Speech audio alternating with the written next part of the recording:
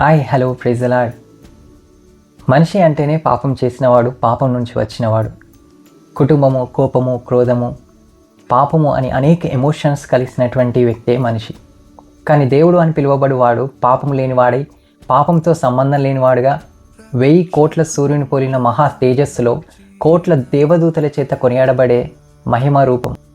ఈ పాపంతో నిండిపోయిన ఈ లోకాన్ని చూసి తన చేతులతో చేసిన మనల్ని నాశనం చేయడానికి మనసొప్పక తానే నేరుగా వచ్చి మనుషుల పాపములన్నీ ఆయన పైన వేసుకొని సమస్త మానవాళికి పాపం నుండి విడుదల కల్పించాలని స్త్రీ పురుషుని కలయిక అవసరం లేకుండా ఒక కన్య అయిన మరియ గర్భాన్ని ఎన్నుకొని ఈ లోకంలో జన్మించి 33 సంవత్సరాలు ఈ భూమిపైన బ్రతికి ఎలా బ్రతకాలి, ఎలా ప్రేమించాలి, ఎలా క్షమించాలి, ఎలా ఆ పరలోక రాజ్యం చేరుకోవాలి, ఎలా నిత్య నరకం నుంచి విడుదల పొందాలని చూపించిన దేవుడు యేసుప్రభు.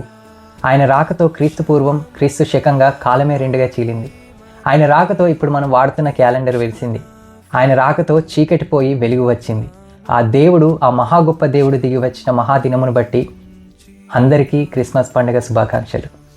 Wish you very happy Christmas.